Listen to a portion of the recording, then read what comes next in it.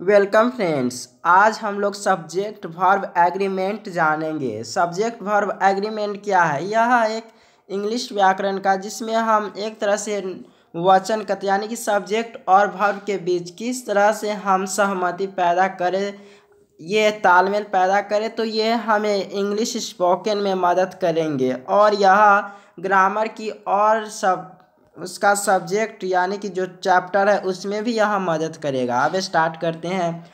Subject और verb के बीच तालमेल यानी कि एग्रीमेंट आवश्यक है, अर्थात वर्ब का वही नंबर और पर्सन होता है जो उसके सब्जेक्ट का, ये ध्यान में देना है। मतलब वर्ब का वही नंबर जो वर्ब हो, जैसे 1 हो या 10 हो, जो नंबर पर्सन का होता है वो भी सब्जेक्ट का ही होता है। इसलिए किसी वाक्य में वर्ब प्रयुक्त करने से पहले यह जानना आवश्यक हो जाता है कि उसके सब्जेक्ट का नंबर और पर्सन क्या है।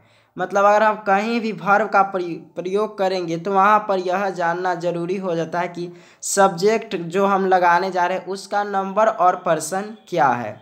कभी कभी वाक्य का सब्जेक्ट 2 या 2 से अधिक वर्ड से बना होता है, ये सही बात है। कोई भी कभी कभी सब्जेक्ट 2 से बना होता है, यहाँ एग्जाम्पल देखेंगे। तब वैसी स्थिति में यह जानना आवश्यक हो जाता है कि वर्ब का नंबर और पर्सन किस वर्ड से निर्धारित करें या किस प्रकार निर्धारित होगा। इन्हीं सभी बातों को ध्यान में रखते हुए कुछ नियम बताए जा रहे हैं जिनके अध्ययन से आप सब्जेक्ट वर्ब एग्रीमेंट संबंधित तथ्यों को सुगमता पूर्वक समझ पाएंगे। यहाँ पर हम इस चीज़ को जानेंगे, जो कहीं पे 4-5 रहता है कोई वाक्य, मतलब 4-5 नहीं 2-3 ही अगर सब्जेक्ट रहता है तो उसको हम प्रयोग करने में बहुत ही कठिनाई मुश्किल होता है कि आई है वहाँ पर और वी भी है, तो वहाँ पर हम क्या लगाएंगे। चाहे आई है फिर यू है तो वहाँ पर हम एम लगाएंगे या यू के साथ आर लगाएंगे। इस तरह के सेंटेंस को हमें जानने को मिलेंगे। इसके कुछ नियम है यह तालमेल करने के। फर्स्ट रूल है, नाउन के अंत में जब एस या ईएस लगता है तब तो वह प्लुरल हो जाता है, परंतु जब वर्ब के अंत में एस या ईएस लगता है तो वह सिंगुलर हो जाता है। यह रूल एक तरह से याद करने ही वाला होता है समझ कर। जैसे अगर कोई भी नाउन हो, अगर उसमें एस या ईएस लगता है, नाउन के अंत में अगर एस या ईएस लगेगा तो वह हो जाता है प्लुरल। लेकिन वहीं पर अगर वर्ब हो कोई, जाना खाना पीना, ये सभी वर्ब है, और उसके अंत में एस या ईएस लगेगा तो वह सिंगुलर हो जाता है। जैसे नाउन प्लस ईएस, बस यही स्ट्रक्चर याद रखेंगे तो हम लोगों का काम चल जाएगा। उसके बाद है, मतलब इस तालिका को देखना है। नाउन है, वर्ब है, एग्जाम्पल लेकर समझ सकते हैं। जैसे यहाँ पर noun cow, boy, bench, girl, box, cow के साथ एस लग गया तो वहाँ पर ये हो गया काउज। फिर उसके बाद बॉय के साथ एस लग गया बॉयज, ये प्लुरल हो गया। लेकिन वहीं पर प्लुरल के साथ गो है तो उसमें ई एस या एस लग जाता है तो वह सिंगुलर हो जाता है। ये पूरा याद करना। डू के साथ डज लगे, मतलब डू में अगर ई एस लगेगा तो वह सिंगुलर हो जाएगा। ईट या प्लुरल है लेकिन वहीं पर ईट्स लग जाएगा तो वह हो जाता है सिंगुलर। ट्राई भी प्लुरल है, ट्राइज लग जाएगा। ये सब इस तरह के नियम को याद रखना जरूरी है। इस प्रकार वर्ब हमेशा यही नियम रहता है। उसके बाद रूल 2 में है सिंगुलर सब्जेक्ट।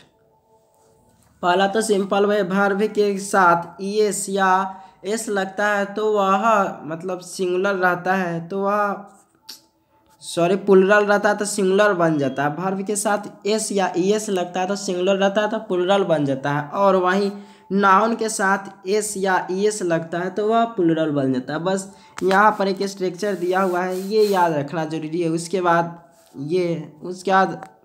आराम से पूरा समझ में आ जाएगा। सेकेंड रूल है, सिंगुलर सब्जेक्ट के साथ सिंगुलर वर्ब का प्रयोग होता है और प्लुरल सब्जेक्ट के साथ प्लुरल वर्ब का प्रयोग होता है।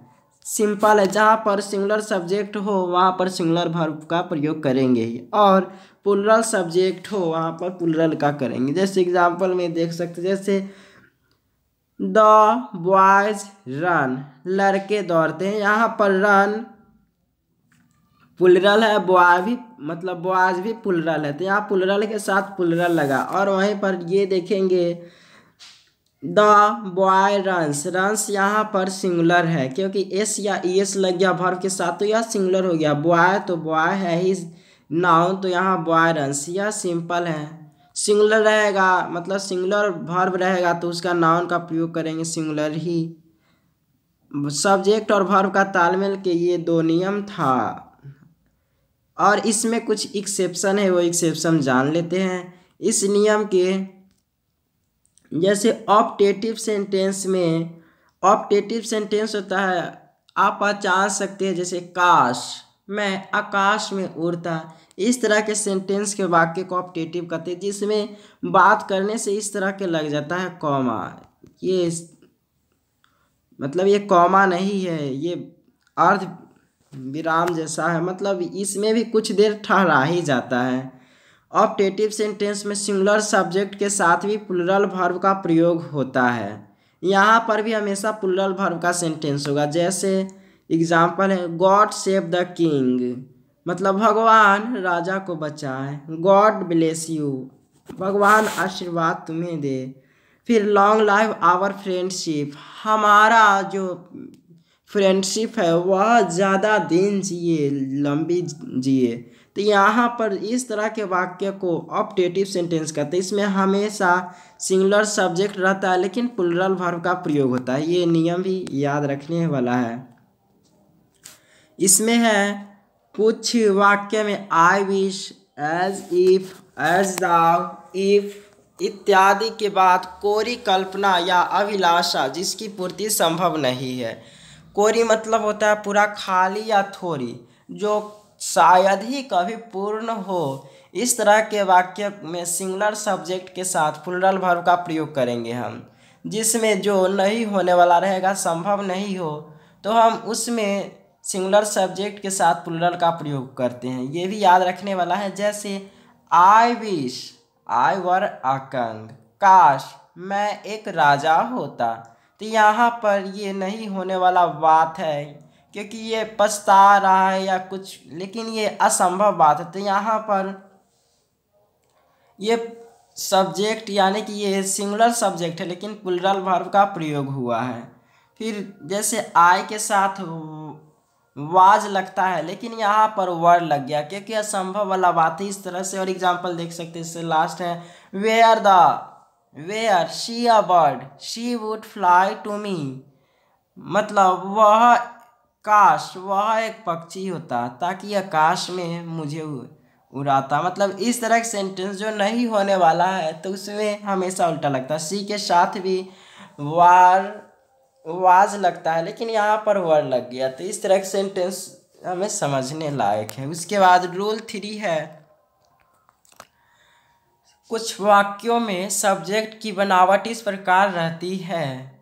जैसे पहले नाउन होगा, फिर प्रीपोजिशन, फिर नाउन, फिर यहाँ पर कुछ अलग अलग चीज़ रहेगा। जैसे the cow of Ram, Ram का गाय, तो यहाँ पर काउ हो गया नाउन है, फिर राम हो गया ये भी नाउन है। अब बीच में प्रीपोजिशन ऑफ है। और एग्जाम्पल देखेंगे जैसे the colour of the flower of my garden, यहाँ पर कलर और फ्लावर हो गया ये नाउन और बीच में ऑफ प्रीपोजिशन हो गया। तो इस तरह के सेंटेंस बनावट इस प्रकार रहती है। लेकिन ऐसे वाक्य में प्रथम नाउन के अनुसार होता है प्रयोग, यानी कि हम अगर जो सब्जेक्ट का प्रयोग करेंगे वह प्रथम जहाँ पर रहेगा। जैसे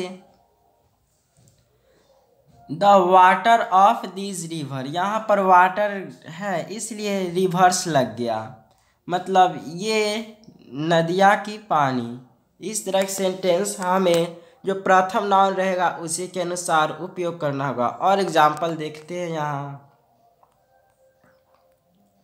the boys of this school are hard working, मतलब इस विद्यालय के लड़के बहुत मेहनती हैं।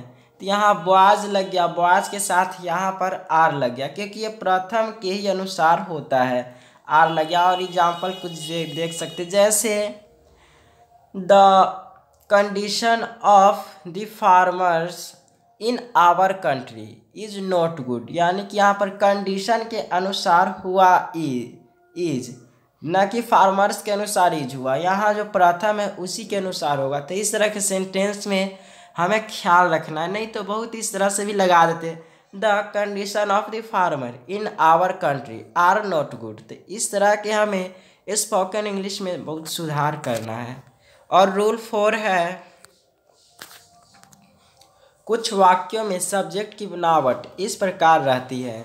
सब्जेक्ट की बनावट यहाँ पर एक स्ट्रक्चर दिया हुआ है, जैसे इनडेफिनिट नाउन या quantity plus of plus noun.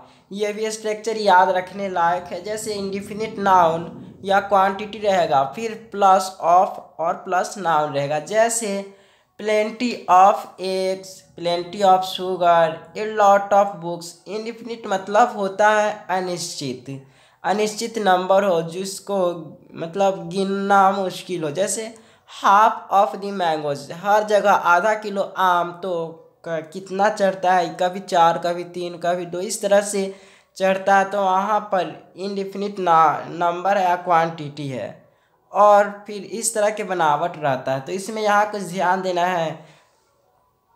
यहाँ प्लेंटी ऑफ, जो प्लेंटी ऑफ और a lot of, half of, फिर मोस्ट ऑफ, ये सभी इनडिफिनिट नंबर या क्वांटिटी है, यानी कि अनिश्चित संख्या या मात्रा का बोध कराते हैं। वाक्य में प्रयोग, वर्ब का प्रयोग इनके बाद आने वाले नाउन के अनुसार होगा। जैसे जहाँ पर नाउन होगा इसी के अनुसार प्रयोग होता है। जैसे एग्जाम्पल से समझ में आएगा, plenty of eggs have been brewed. मतलब यहाँ पर जो प्लेंटी का मतलब होता है पर्याप्त होता है, प्लेंटी का मतलब plenty of eggs have been brewed. यहाँ पर जो पर्याप्त मात्रा में जो अंडा है वह लाया गया है। तो इस तरह के सेंटेंस यहाँ पर एग्स के साथ हैव का प्रयोग हुआ है। ये जो नाउन के अनुसार ही हुआ, एग्स के साथ वर्ब का प्रयोग हुआ। तो इस तरह के सेंटेंस में हमें ख्याल रखना है, नहीं कि प्लेंटी ऑफ के साथ उपयोग करना है। क्या होगा, इस तरह के हमें ध्यान रखना है। उसके बाद और एग्जाम्पल देख लेते हैं। जैसे half of the mangoes are rotten, यहाँ मैंगोज के साथ आर लगा है। तो इस तरह के सेंटेंस में याद रखिए, यह रूल यह कहता है कि वहाँ पर जो इनडिफिनिट क्वांटिटी हो या इनडिफिनिट वाला कोई वाक्य हो तो उसमें उसी के अनुसार होता है, मतलब वर्ब का प्रयोग होता है। जैसे half of the mangoes are rotten, आधा, हाफ ऑफ द मैंगोज मतलब आमों में से आधा आम सारा है। तो इस तरह के सेंटेंस को ध्यान रखना है।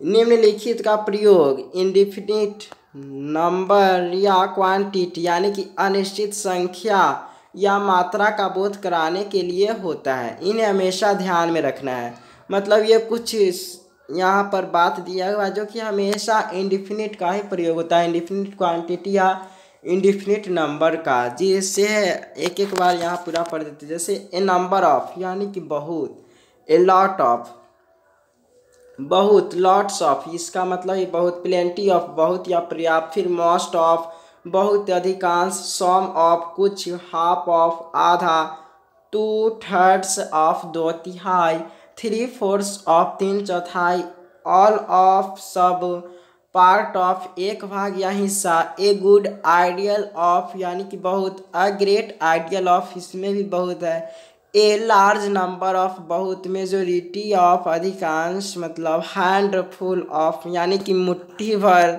रिमाइंडर ऑफ यानी कि शेष, नॉन ऑफ कोई भी नहीं, ए टोटल ऑफ कुल, परसेंट ऑफ प्रतिशत, रेस्ट ऑफ बाकी या शेष, हिप्स या ऑफ यानी कि ढेर। ये जितने भी सारे हैं क्वांटिटी नंबर है या मतलब इनडिफिनिट क्वांटिटी है, इसका प्रयोग हमेशा इसी में होता है।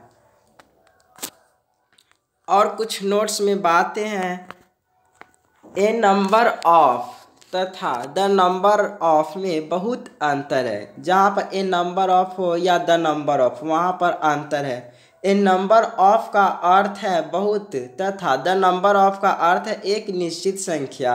यानी कि जहाँ पर ए नंबर का प्रयोग होगा वहाँ पर होता है बहुत, लेकिन द नंबर ऑफ जहाँ लग गया एक निश्चित संख्या के बारे में कहता है, ये उतना ही संख्या है, इसलिए द नंबर ऑफ के बाद वर्ब एग्रीमेंट नंबर में ही रहता है हमेशा। यानी कि जो नंबर द नंबर ऑफ के बाद जहाँ पर द नंबर ऑफ वहाँ पर वर्ब सिंगुलर नंबर में ही रहता है, और ए नंबर ऑफ के बाद प्लूरल नंबर होगा। ये सामान्य बात है, जहाँ पर द नंबर ऑफ हो वहाँ पर सिंगुलर नंबर वर्ब का प्रयोग होगा, लेकिन जहाँ पर ए नंबर ऑफ हो उसके बाद वर्ब प्लूरल नंबर में होगा। बस यही है कुछ नियम।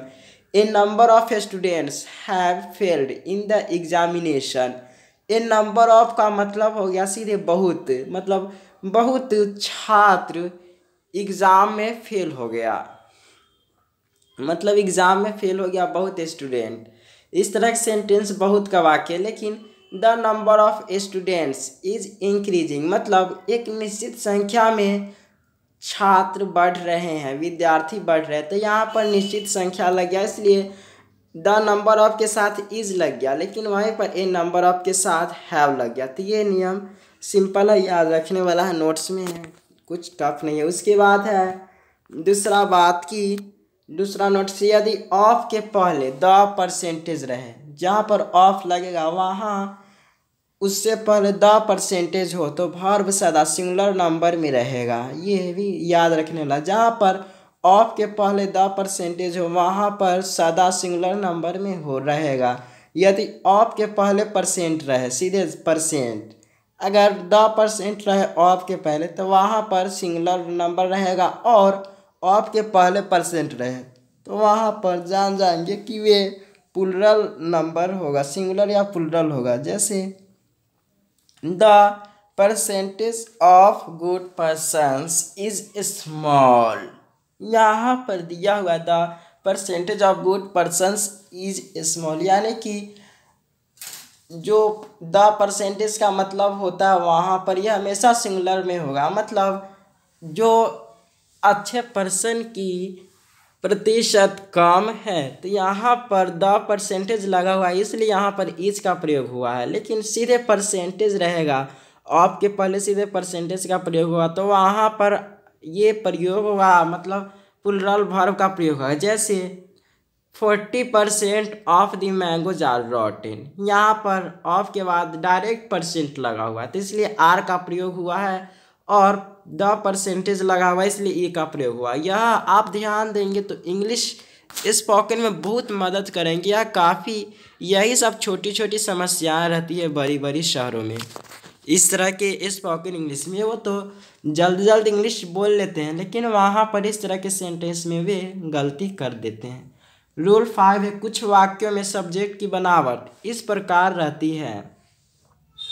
स्ट्रक्चर देखिए, सिंगुलर कॉलेक्टिव नाउन, यानी कि कॉलेक्टिव नाउन सिंगुलर रहेगा, ऑफ भी उसके साथ रहेगा, और प्लूरल नाउन रहेगा। ये स्ट्रक्चर ध्यान में रखना है, singular collective noun plus of plus plural noun, इस तरह के स्ट्रक्चर की याद रखना। जैसे अ टीम हो गया यहाँ सिंगुलर कॉलेक्टिव नाउन, और वहीं पर ऑफ यहाँ पर तो दिया हुआ, प्लेयर्स मतलब प्लूरल नाउन यहाँ पर है। तो इस तरह के सेंटेंस में हमें ध्यान रखना है।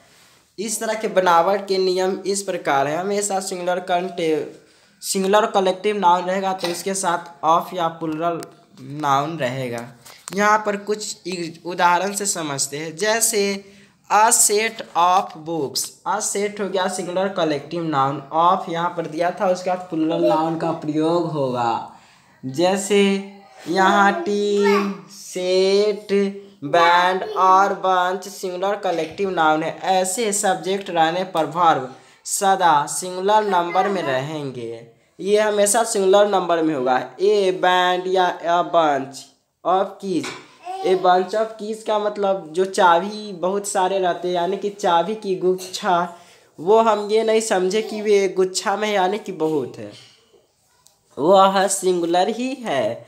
जैसे यहाँ पर कुछ वर्ड दिया हुआ जो कि हमेशा सिंगुलर में, जैसे a team of players has come here, मतलब टीम एक दिया हुआ है सिंगुलर कलेक्टिव नाउन, और वहाँ पर ऑफ लगा हुआ है, फिर वहाँ प्लूरल नाउन है, इसलिए प्लूरल नाउन के साथ हैज़ का प्रयोग हुआ। इस तरह से और एग्जाम्पल देख सकते हैं। A band of musician has been called in, a bunch of keys is lying on the table, फिर a group of people was engaged him. इस तरह के सेंटेंस हमें ध्यान रखना है।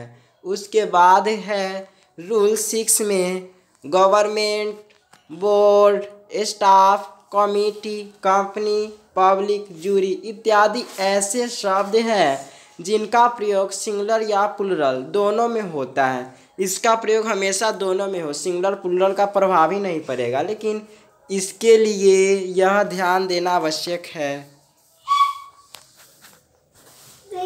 पर इनका प्रयोग सिंगुलर मानकर करना चाहते हैं तो शुरू से अंत तक इन्हें सिंगुलर ही माने, और प्लुरल मानकर चलते तो इन्हें स्टार्टिंग से लेकर एंडिंग तक आप इसे प्लुरल ही माने। ये नियम आराम से जान सकते हैं। बोर्ड, गवर्नमेंट, स्टाफ, कमिटी ये दोनों में प्रयोग होता है, और तब इनके लिए वर्ब तथा प्रोनाउन दोनों प्लुरल ही प्रयुक्त होगा। मतलब आप अगर सिंगुलर मान के चलते तो वर्ब और उसका जो प्रोनाउन होगा सिंगुलर होगा, और प्लुरल मानेंगे तो दोनों प्लुरल में ही प्रयुक्त होता है। एक ही जगह इन्हें कभी सिंगुलर और कभी प्लुरल मानकर प्रयोग नहीं किया जा सकता। बहुत आदमी ऐसे होते हैं जो कि एक जगह उसको प्लुरल मान लेते, उसी में उसे सिंगुलर भी मान लेते। आप मानेंगे तो दोनों को आप सिंगुलर ही माने, नहीं तो दोनों को प्लुरल, नहीं तो इस तरह के नियम गलत होगा। जैसे कुछ एग्जाम्पल के साथ यहाँ बताया जा रहा है। इनकरेक्ट है तो the jury was divided in their opinion, मतलब जोरी दो भागों में बांटा था, यानी कि यहाँ पर जूरी का प्रयोग सिंगुलर में हुआ है, ओपिनियन का प्रयोग प्लुरल में हो गया। तो इस तरह के बात गलत है, तो यहाँ पर सही इस तरह की होगा। सॉरी, यहाँ पर जूरी था ये सिंगुलर, और ओपिनियंस भी सिंगुलर है। ओपिनियंस मतलब होता है ये एक तरह से नाउन ओपिनियन है, यानी कि subject. Jury was divided in their opinion, ये सही है क्योंकि दोनों एक ही जैसा है, दोनों सिंगुलर में ही प्रयोग हुआ। ओपिनियंस है यानी कि ये वर्ब है, तो इसलिए ओपिनियंस हो गया। और इनकरेक्ट यह है the jury were divided in its opinion, यहाँ पर वर लगा दिया, ये प्लुरल लगा दिया, और यहाँ पर एस भी हटा दिया। तो इस तरह के सेंटेंस को हमें ध्यान रखना है। फिर एक और एग्जाम्पल लेते हैं। The jury was divided in its opinion, यहाँ पर भी एक ही तरह के है, मतलब जो जूरी था डिवाइडेड बांटा था दो भागों में, तो जूरी के साथ वाज लगा था, और वहाँ पर जो ये भी करेक्ट हो जाएगा। यहाँ पर जूरी लगा, वर के साथ ओपिनियंस लगा, यानी कि ये नियम सिंपल है। आप सिंगुलर प्लुरल नहीं करेंगे, आपको करना है तो सिंगुलर ही दोनों को कीजिए, नहीं तो प्लुरल ही दोनों को कीजिए। यहाँ सामान्य नियम था। और यहाँ पर कुछ इस वर्ड्स को ध्यान में रखना है, जैसे गवर्नमेंट, बोर्ड, स्टाफ, कमेटी। उसके बाद यहाँ पर कुछ बात है। अस्पष्टतः सिंगुलर मानकर वाज का प्रयोग करते हैं, और प्रोनाउन सिंगुलर नंबर इट्स का प्रयोग करना है हमें। मतलब प्रोनाउन जहाँ एस लगा रहता है वो सिंगुलर होता है, लेकिन ऐसा नाउन में नहीं है। जब प्लुरल मानकर वर का प्रयोग करते हैं तो प्रोनाउन भी प्लुरल नंबर का प्रयोग करना होगा। कुछ और उदाहरण लेते, जैसे the government have done so in their interest, यहाँ पर जो सरकार है वे बहुत सारे इंटरेस्ट मतलब किए ये। और नीचे है the governments has done so it's interest, यहाँ पर एक बात ध्यान देंगे तो इसमें थोड़ा सा केवल अंतर है। यहाँ हैव है तो नीचे हैज़ का प्रयोग हुआ है, हैव है तो इसलिए यहाँ पर देयर का प्रयोग हुआ है, लेकिन हैज़ का प्रयोग इट्स के साथ हुआ, यानी कि हैज़ सिंगुलर है तो इट्स भी सिंगुलर का प्रयोग हुआ है प्लुरल है तो वहाँ देयर का प्रयोग भी प्लुरल के रूप में हुआ है। उसके बाद 7 नियम है। यदि वाक्य का सब्जेक्ट कोई नाउन हो जिससे निश्चित दूरी, समय, मात्रा, रकम या वजन का बोध हो। ये क्या क्या है? निश्चित दूरी, समय, मात्रा, रकम या वजन का बोध ऐसे सेंटेंस में तो प्लूरल रहने पर भी ऐसे सब्जेक्ट के साथ सिंगुलर वर्ब का प्रयोग हुआ।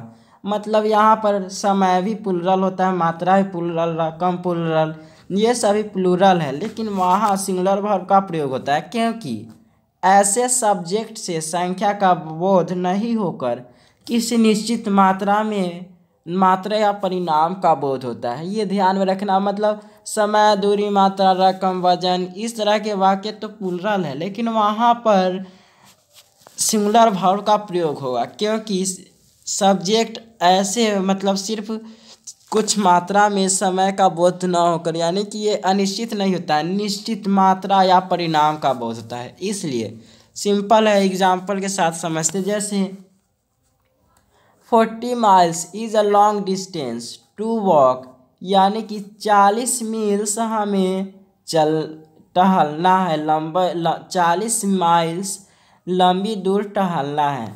तो यहाँ पर आप देखेंगे तो 40 मील्स, यहाँ पर मील्स तो खैर सब कहेंगे, यहाँ पर प्लूरल है, लेकिन इस का प्रयोग किया, यहाँ पर आर का होना चाहिए थे, लेकिन यह एक निश्चित मात्रा या परिणाम का बोध कराता है, इसलिए यहाँ पर इस का प्रयोग हुआ। इस तरह के और एग्जाम्पल है, the rupees was given to me. Rupees यहाँ पर प्लूरल है, लेकिन वाज का प्रयोग सिंगुलर के रूप में हुआ है।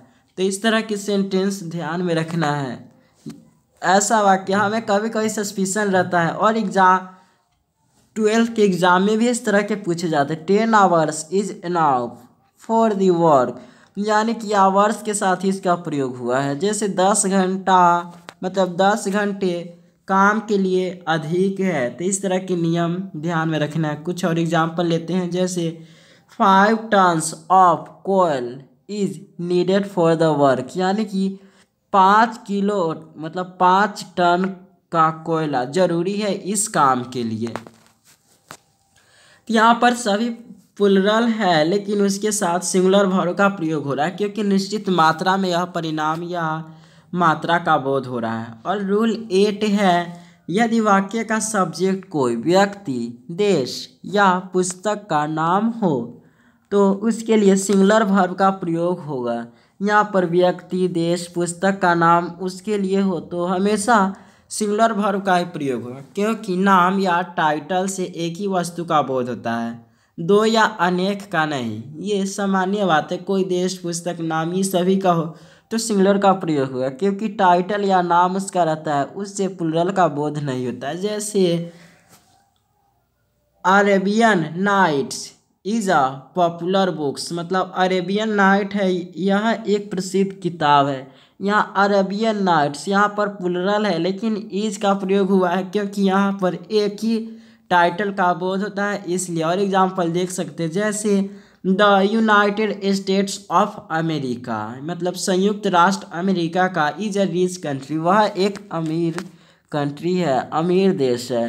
इस तरह के हमें ध्यान रखना है कि सिंगुलर उसका टाइटल का प्रयोग होगा तो वह सिंगुलर ही होगा, चाहे वह प्लूरल हो, लेकिन उसका टाइटल आएगा तो वह सिंगुलर में प्रयोग होगा। और रूल 9 है, यदि किसी नाउन को प्रीपोजिशन के बाद दोहराया जाए तो वह नाउन सिंगुलर नंबर में रहेगा तथा वाक्य प्रयुक्त वर्ब भी सिंगुलर नंबर में होगा। हमें मतलब प्रीपोजिशन के बाद उसको दोहराया जाएगा, पहले होगा तो वह सिंगुलर या प्लूरल हो सकता है, लेकिन बाद में उसके बाद जो दोहराने वाला वाक्य हो तो उसमें हमेशा सिंगुलर में ही प्रयोग होगा, मतलब सिंगुलर नंबर में ही प्रयोग हुआ और सिंगुलर वर्ब में ही प्रयोग हुआ। जैसे ship after ship is a sailing by, फिर cities after cities was destroyed.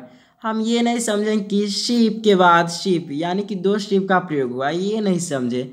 यहाँ पर एक ही बात यानी कि आफ्टर ये प्रीपोजिशन है, दोहराया गया हुआ है, और वहाँ पर जो शीप है ये भी दोहराया गया हुआ है। तो हम ये समझना है कि यहाँ पर इज का प्रयोग हुआ है, यानी कि सिंगुलर का प्रयोग हुआ है, न कि प्लूरल का। फिर और एग्जांपल देख सकते हैं, जैसे इसी का last, letter after letter describes her tender feelings. Feeling यहाँ पर एक वर्ब है, महसूस करना, जो कि सिंगुलर है। तो इस तरह के हमेशा सिंगुलर का प्रयोग होगा दोहराया जाए तो।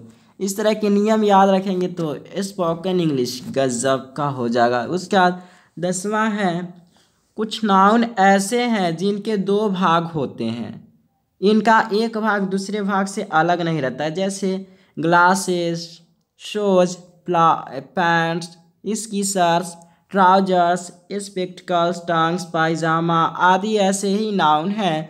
यदि वाक्य में इनका प्रयोग सब्जेक्ट की तरह किया जाए तो इनके साथ प्लूरल वर्ब का प्रयोग हुआ, यदि इनकी ए पेयर ऑफ है तो सिंगुलर वर्ब का प्रयोग हुआ। यानी कि ये दोनों ऐसा है जो आप अगर इसी को लिखें, ग्लासेस को आप ग्लासेस भी लिख सकते हैं और इसको अ पेयर ऑफ ग्लासेस भी लिख सकते हैं। इसका प्रयोग इस तरह से होगा, ए पेयर ऑफ जहाँ आएगा तो वहाँ पर सामान्य समझ जाएंगे वहाँ सिंगुलर का प्रयोग हुआ है, और वहीं पर जहाँ पर सीधे ग्लासेज, शूज, पैंट्स इस तरह के आए तो हम ये समझना कि वह प्लूरल नंबर है। ये सिंपल है, ए पेयर ऑफ है, एक जोड़ा, नाम से ही पता चलता सिंगुलर है। और ग्लासेस, शोज ये भी नाम से ही पता चल जाता है प्लूरल है। तो इस तरह के वाक्य ध्यान रखिए, जैसे माई स्कीसर्स आर शार्प, मेरी कैंचियाँ तेज है। फिर the shoes of too old to use, यानी कि यह बहुत ही पुराना हो चुका है प्रयोग के लिए, मतलब प्रयोग के हिसाब से। तो शोज लग गया, शोज के साथ हार का प्रयोग हुआ। और a pair of scissors has been bought, मतलब एक जोड़ा कैंची हमने खरीदी। तो यहाँ पर बाउट का प्रयोग हो गया क्योंकि ए पेयर ऑफ का प्रयोग हुआ, हैज़ बीन भी लग गया। ये सिंगुलर है तो सिंगुलर का एक प्रयोग होगा। इस तरह के सेंटेंस ज़्यादा कुछ टफ नहीं है, सब सिंपल है। उसके बाद 11th रूल है, अंग्रेजी में कुछ ऐसे शब्द हैं जो सदा सिंगुलर फॉर्म में रहते हैं और इनके साथ सिंगुलर वर्ब का ही प्रयोग होता है।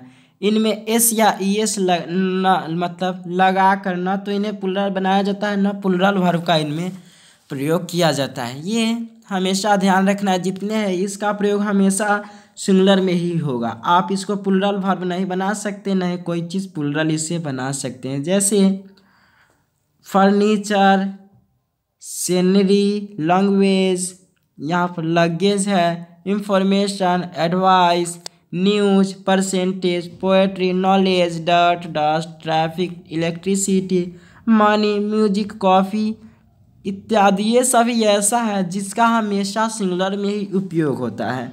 जैसे एग्जाम्पल में देख लेते हैं, all is furniture is good, यहाँ पर फर्नीचर सिंगुलर है इसलिए इज का प्रयोग हुआ। फिर द न्यूज इज गुड, समाचार अच्छे, न कि ये द न्यूज आर गुड, इस तरह के गलत हो जाएंगे। तो यह नियम बहुत ही ज़रूरी है। उसके बाद और एग्जाम्पल ऐसे, मिल्टन्स पोएट्री इज इमॉर्टल, मतलब मिल्टन की जो कविताएं हैं वह अमरणशील है, मतलब वह कभी मरने वाला नहीं है। Milton's poetry is immortal, Milton इस तरह के जो मिल्टन्स का इमॉर्टल के साथ इज का प्रयोग हुआ है। पोएट्री भी यहाँ हम सोचते हैं यह प्लूरल होता है लेकिन यह सिंगुलर है, तो इसलिए सिंगुलर के साथ इज का प्रयोग हुआ है। और इसमें कुछ बी ग्रुप में है, people, folk, gentry, cattle, police, children इत्यादि प्लूरल है, इनके साथ प्लूरल वर्ब का प्रयोग हुआ। जैसे सम पीपुल डिसलाइक ट्रेवलिंग, ये सभी प्लूरल है और इसमें हमेशा प्रयोग आप करेंगे प्लूरल वर्ब का ही। पीपुल, फॉक, जेंट्री, कैटल ये सिंगुलर में कभी प्रयोग नहीं होता है।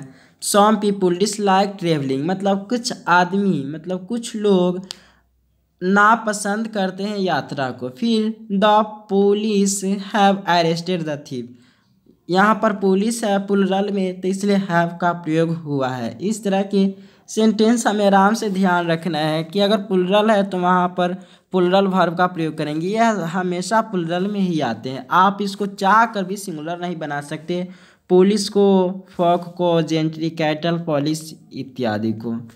उसके बाद सी ग्रुप में है, कुछ ऐसे विषय, बीमारी, खेल तथा स्थान के नाम है जिनके अंत में एस रहता है फिर भी इनके साथ सिंगुलर वर्ब का प्रयोग होता है।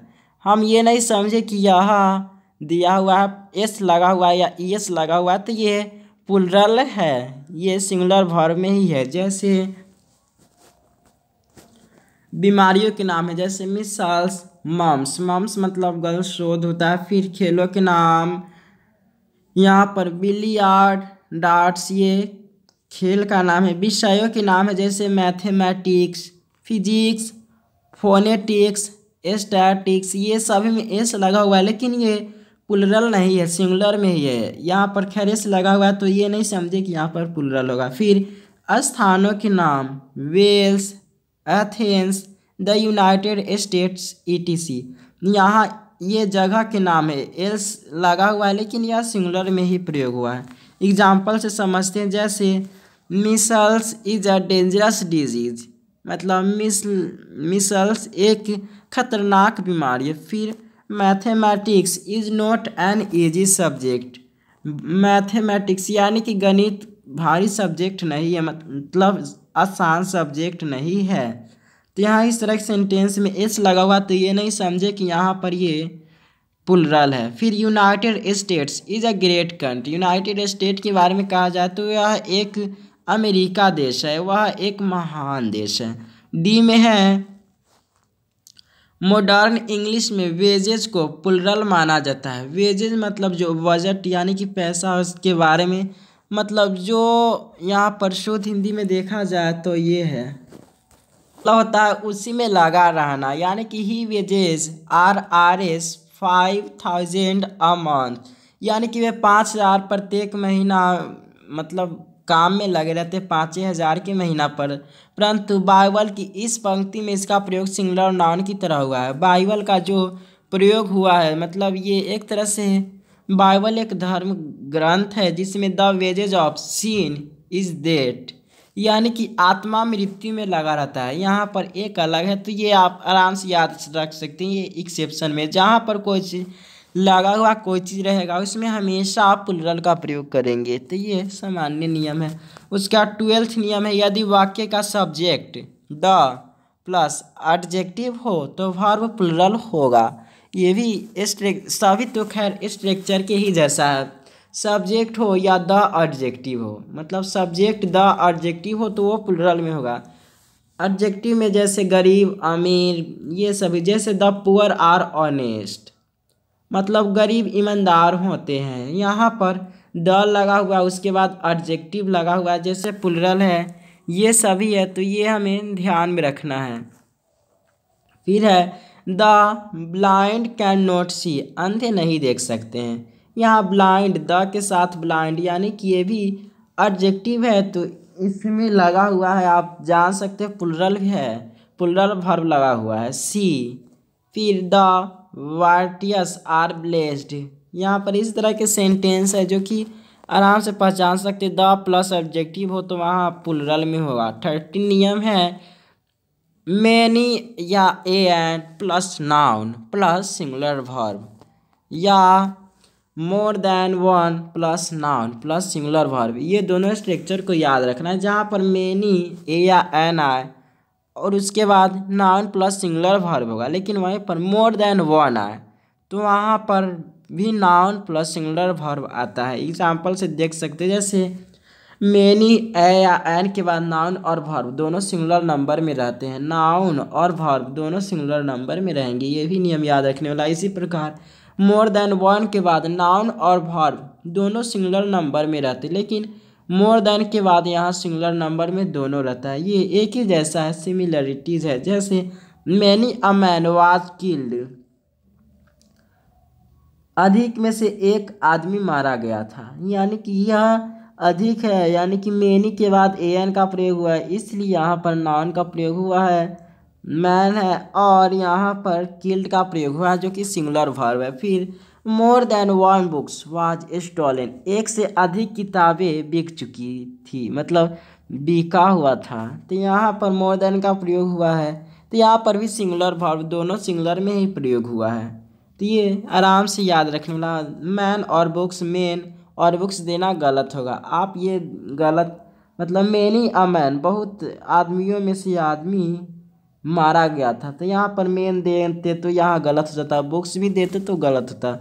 इसके बदले आप जो वर्ब था वाच को आप वर्ब भी देते तो गलत होता। तो इस तरह के नियम ध्यान में रखना आवश्यक है। उसके बाद आगे चलते हैं सी ग्रुप में। More plus plural noun plus than plus plural verb, ये भी स्ट्रक्चर है। मोर जहाँ पर हो उसके बाद प्लूरल नाउन हो या देन वन हो और फिर प्लस प्लूरल वर्ब हो।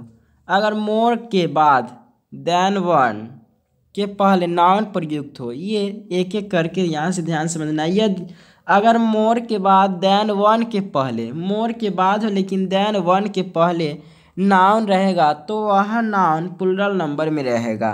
ये देन वन के पहले और मोर के बाद जो नाउन होगा वह प्लूरल नाउन में होगा तथा वर्ब भी प्लूरल नंबर में प्रयुक्त होगा। जैसे मोर स्टूडेंट्स देन वन वर अब्सेंट्स, यानी कि मोर स्टूडेंट्स, एक से अधिक छात्र अब्सेंट थे, वो अनुपस्थित थे।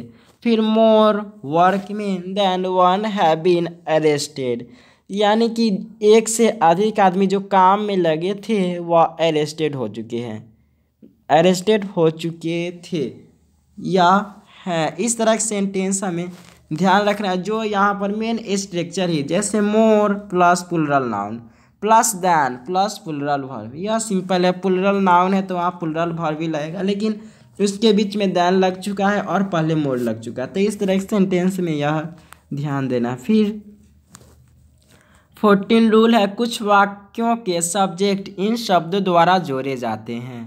जैसे आप इसका प्रयोग जहाँ पर होगा कुछ अलग से ही जोड़े जाते हैं। जैसे as well as, along with, together with, in addition to, and, not, like, unlike, including, excluding, but, except, besides इत्यादि। ऐसे वाक्य के वर्ब इन शब्दों के पहले प्रयुक्त होने वाले वर्ड्स के अनुसार सिंगुलर होगा या प्लूरल होगा, ये उसी के वर्ड्स के अनुसार होगा। एज वेल एज रहेगा, उससे पहले सिंगुलर भी हो सकता है, प्लूरल भी हो सकता है, या एक्सक्लूडिंग जहाँ रहेगा उसमें भी सिंगुलर प्लूरल दोनों हो सकता है। मतलब यहाँ पर यही निर्धारित करते हैं, जो नाउन रहता है वही निर्धारित करते हैं, ये दोनों के साथ लग सकते हैं। As well as, with, together, ये सब ऊपर जाने हैं जितने। जैसे ही as well as his children, मतलब चिल्ड्रेन इज ऑनेस्ट, उसके जैसे ही उसके बच्चे भी ईमानदार है। तो यानी कि ही का प्रयोग हुआ है, इसलिए ही के साथ यहाँ पर इज का प्रयोग हुआ है, उसके बच्चे। तो एज वेल एज यहाँ पर सिंगुलर के साथ प्रयोग हुआ है। फिर आप देखेंगे तो यहाँ पर एक जैसे you as well as she sing well, यहाँ पर आप लोगों के जैसा, मतलब आप लोगों के जैसा अच्छा वह गा लेती है। यहाँ पर देखेंगे तो एक ही तरह का प्रयोग हुआ। फिर एक यहाँ पर लेते जैसे Ram like his parents, Ram like his parents, अपने पेरेंट्स को पसंद करते। नेवर टेल्स अ लाई, कभी झूठ नहीं बोलता, अपने पिता को, माता पिता को पसंद करता है इसलिए कभी झूठ नहीं बोलता। फिर the students as well as their teacher are present, मतलब छात्र जिस तरह से प्रेजेंट थे उसी तरह से टीचर भी वहाँ पर प्रेजेंट हैं। तो यहाँ पर हमेशा सिंगुलर है तो सिंगुलर का ही प्रयोग, प्लूरल है तो प्लूरल का ही प्रयोग होता है। और रूल 15 है, यदि दो सब्जेक्ट को नॉट ओनली फिर बट एल्सो द्वारा जोड़ा जाए तो वर्ब के नंबर और नॉट ओनली बट एल्सो का मतलब होता है केवल नहीं, बट एल्सो लेकिन भी, इस तरह की, यानी कि हिंदी यहाँ पर समझ में आएगा। जैसे दो सब्जेक्ट को नॉट ओनली फिर dash dot dot dot but also के द्वारा जोड़ा जाए तो वर्ब के नंबर और पर्सन अंतिम सब्जेक्ट के अनुसार होंगे। जैसे नॉट ओनली राम, यहाँ पर राम जो कि नाउन है, बट एल्सो इस स्ट्रक्चर पर सेट खा रहा है ना, हिज ब्रदर आर डिसऑनेस्ट, यानी कि इसका नियम इस तरह से जान सकते हैं, not only the students but also the teacher is not punctual. Punctual मतलब होता है समय के अनुसार, मतलब समय के अनुसार नहीं है, सिर्फ उसके स्टूडेंट ही नहीं बल्कि उसके टीचर भी समय के अनुसार नहीं है। फिर नॉट ओनली राम, सिर्फ राम ही नहीं, बट एल्सो फिर भी, हिज ब्रदर्स आर डिसऑनेस्ट, उसके जो भाई ये हैं वो ना ईमानदार है, मतलब ये ईमानदार नहीं है। तो इस तरह के नियम याद रखना है। जहाँ पर इस तरह के जुड़ा जाए तो उसका अनुसार सिंगुलर है तो सिंगुलर होगा, प्लूरल है तो प्लूरल ही होगा। 16 नियम में है नथिंग बैट के बाद नाउन सिंगुलर रहे और प्लूरल वर्ब मतलब रहे या प्लूरल, नथिंग के बाद सिंगुलर या प्लूरल रहे और वर्ब सदा सिंगुलर नंबर में ही रहेगा। यहाँ पर ये नियम ध्यान में देना है। नथिंग बट के बाद सिंगुलर मतलब नाउन सिंगुलर हो या प्लूरल, लेकिन वर्ब के बाद वह हमेशा सिंगुलर नंबर में ही रहेगा। जैसे nothing but water is seen, कुछ नहीं पर पानी को देखे हैं। Nothing but tree is seen, इस तरह के सेंटेंस में नथिंग के बाद यहाँ प्रयोग हुआ है सिंगुलर या प्लूरल हो, लेकिन उसका जो हमेशा होगा वो सिंगुलर में ही होगा। जैसे सीन सीन, ये भले ही देखने में छोटा लग रहा है लेकिन स्पोकन इंग्लिश में बहुत ही मदद करते हैं। उसका 17th है यदि वाक्य का subject each, every, either, neither, one, everyone, anyone, no one, someone, nobody या समबडी हो तो वर्ब सिंगुलर नंबर में प्रयुक्त होगा। जैसे each boy has a pen, ये सारे जितने भी है वे हमेशा इसके बाद सिंगुलर नंबर में ही प्रयोग होता है। जैसे each boy has a pen, सभी बच्चे के पास मतलब सभी लड़के के पास कलम है। फिर each of them has a pen, सभी में से मतलब वे सभी में से प्रत्येक के पास कलम है। फिर no one is ready to do this, मतलब कोई भी मतलब इस नो वन कोई नहीं इसे पढ़ने के लिए तैयार है। तो इस तरह के सेंटेंस में देखेंगे तो यहाँ ईच, आइदर, नाइदर ये सभी के बाद सिंगुलर का ही प्रयोग हुआ है, प्लूरल का नहीं। इसका और एग्जाम्पल ऐसे one of them knows his, और रूल 18 में आते हैं बोथ, मेनी, सॉम और फ्यू प्लूरल नाउन है। ये जहाँ ये तीनों प्लूरल है, बोथ मतलब यहाँ 4 है, बोथ, मेनी, सॉम, फ्यू प्लूरल, ये सभी प्लूरल है। अतः इनके सब्जेक्ट के रूप में हो तो वहाँ पर प्लूरल नंबर का ही हम प्रयोग करेंगे। ये सभी बोथ, मेनी, सॉम और फ्यू ये प्लूरल है तो वहाँ पर प्लूरल वर्ब नंबर में ही प्रयोग करेंगे। जैसे both of them are ready to go, मतलब वे दोनों साथ में जाने के लिए तैयार हैं।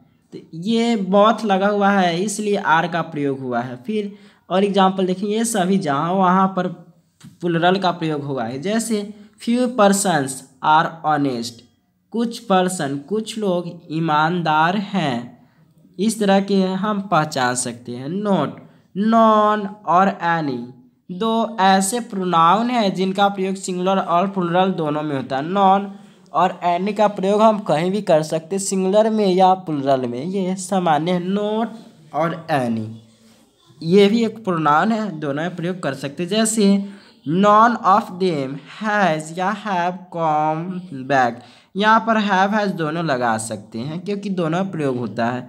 फिर any of those cars is are to be sold, मतलब वे सभी में से कुछ कारें बेच दी गई हैं। तो इस तरह के नियम बहुत ही ईजी है, आराम से जान सकते हैं।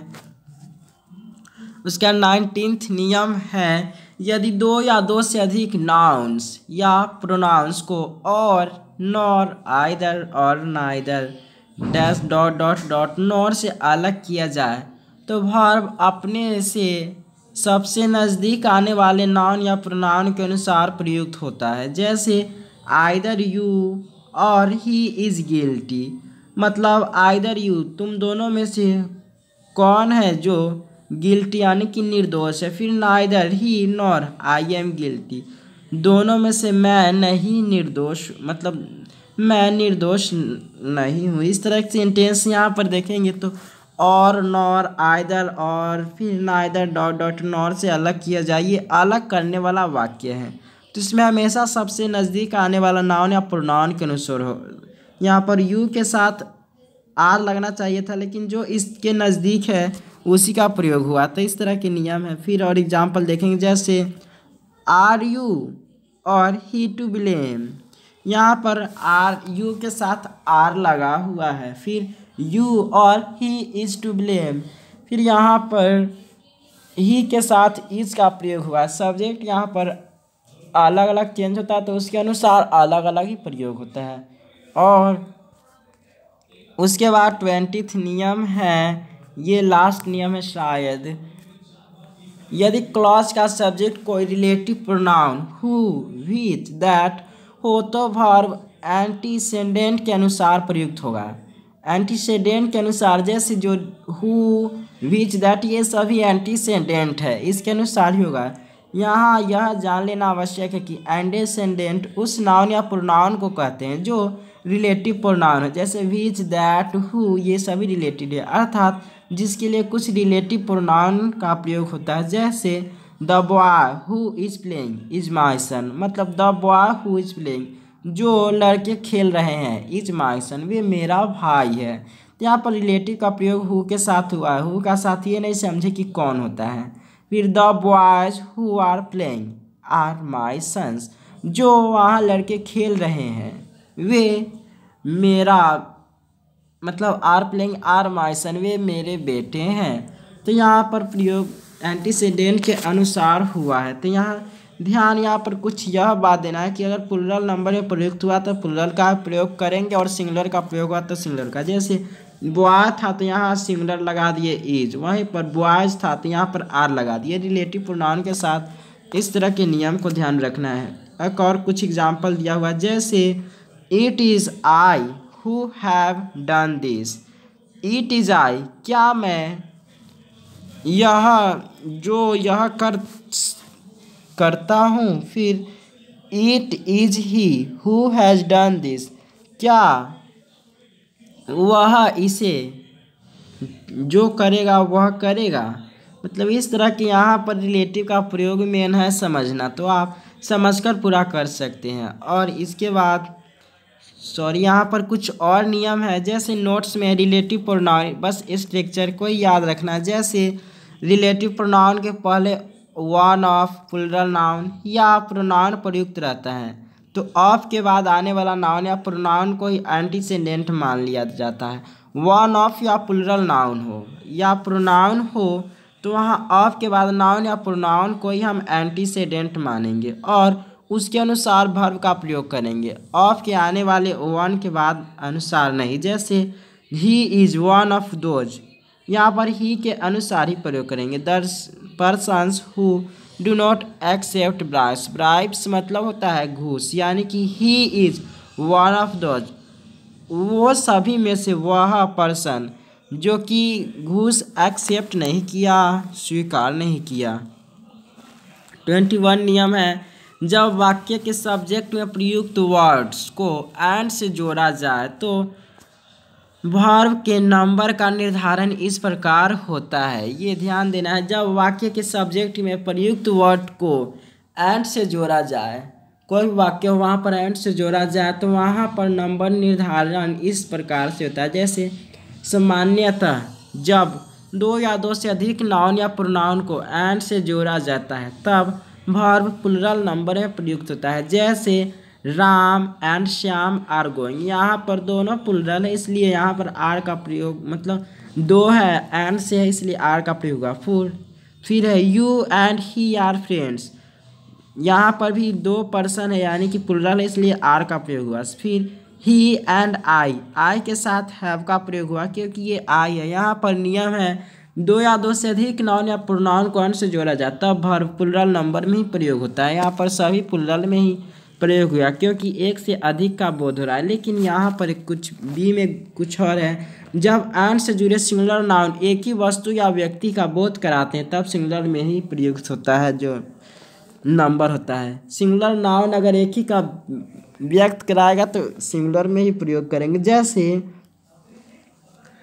The poet and philosopher has come, यानी कि पोएट और फिलोसफर, यहाँ पर देखेंगे तो एक ही व्यक्ति जो पोएट भी है और फिलोसफर भी है यहाँ आए, मतलब आ चुके हैं।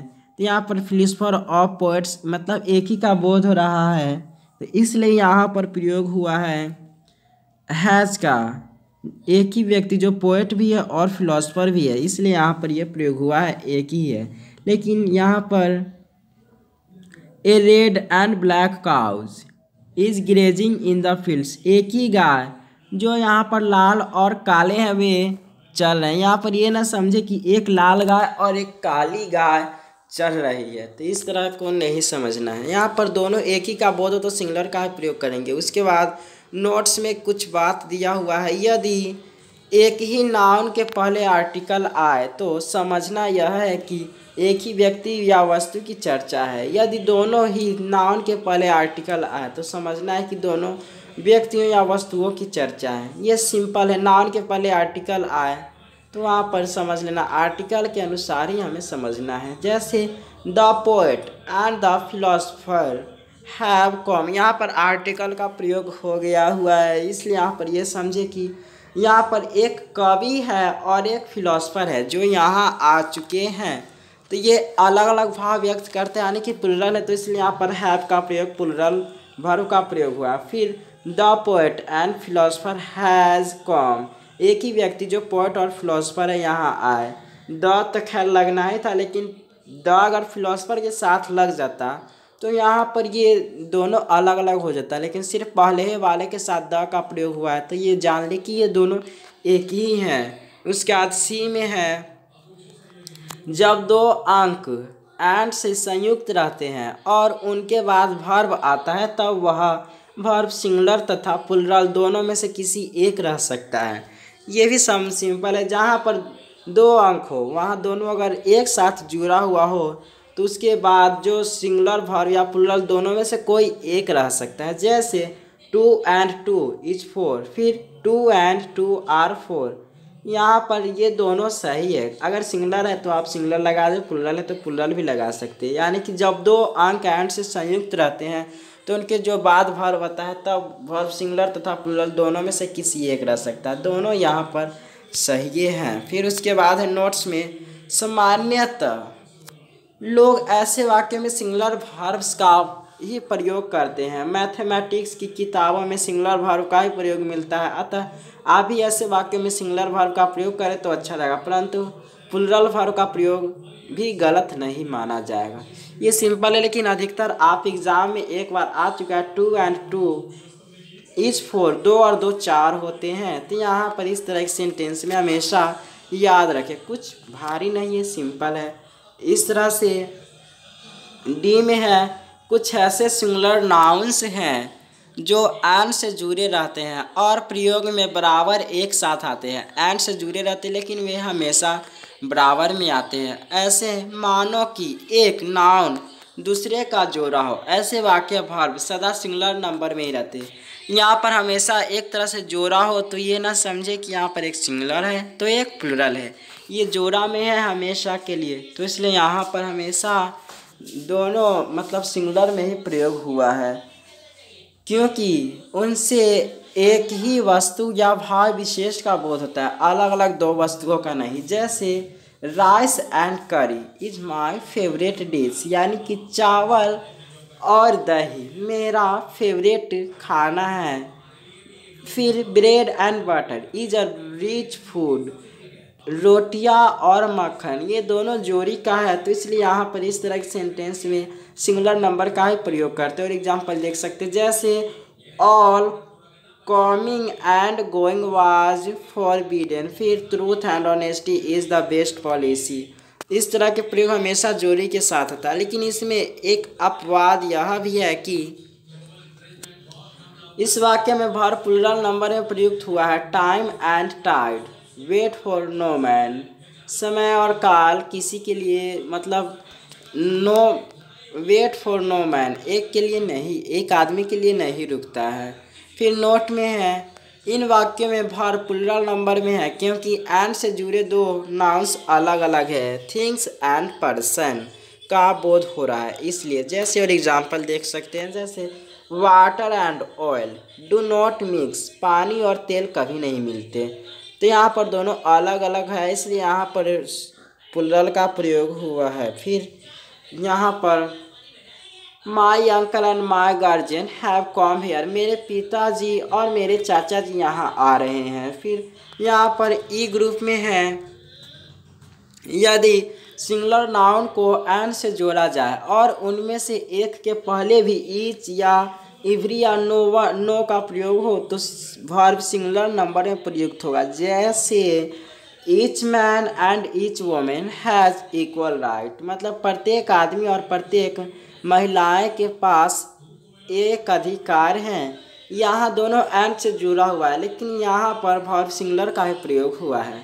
फिर no boy and no girl was present there, नहीं कोई लड़का नहीं कोई लड़की यहाँ प्रेजेंट थी, मतलब प्रेजेंट थे।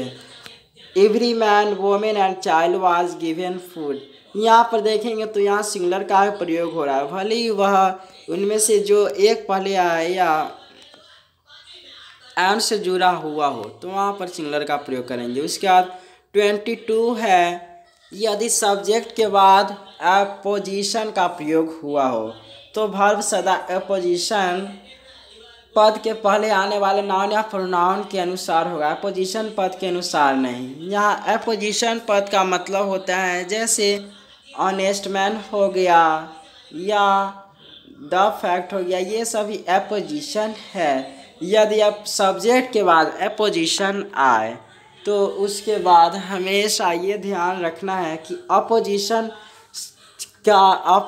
के हिसाब से प्रयोग उसका नहीं होता है नाउन या प्रोनाउन, बल्कि उसके जो वर्ब रहता है उसी के अनुसार होता है, सब्जेक्ट के अनुसार होता है। जैसे यहाँ पर है I Ram Singh am an honest man, यहाँ राम सिंह के अनुसार नहीं हुआ बल्कि आई के साथ एम का प्रयोग हुआ है। फिर यू या राम आर वीक बॉय, तुम और राम एक कमजोर लड़का हो, तो यहाँ पर राम के अनुसार नहीं हुआ बल्कि यू के साथ हुआ है, इसी को अपोजिशन कहते हैं। फिर you boy are not to go there, इस तरह के सेंटेंस हमेशा ध्यान दें कि इसके अनुसार प्रयोग होता है। उसके बाद इन वाक्यों में राम सिंह राम योर वाक्य बॉय अपोजिशन है जिनका प्रयोग दो कॉमास के बीच में हुआ है।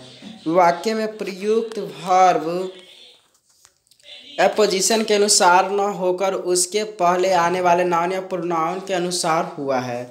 और रूल 13 में है डेयर नीड का प्रयोग दो प्रकार से होता है, जैसे प्रिंसिपल वर्ब में ये है, ये पहले ही बता चुके हैं, गो ईट लव etc, इस तरह की। जैसे ही नीड्स ये हमेशा दो प्रकार से इसका प्रयोग होता है, जैसे ही नीड्स अ पेन, उसे कलम की ज़रूरत है। फिर I do not need your pen, मुझे तुम्हारी कलम की ज़रूरत नहीं है। तो इस तरह के नीड या नीड्स का प्रयोग दोनों तरह से हुआ, तो ये पहचान लेना चाहिए कि ये दोनों तरह से प्रयोग हो सकता है। फिर है मॉडल ऑक्सिलरीज वर्ब की तरह, जैसा कि can could may might must etc का प्रयोग होता है। इस स्थिति में dare need negative, dare not need not होता है।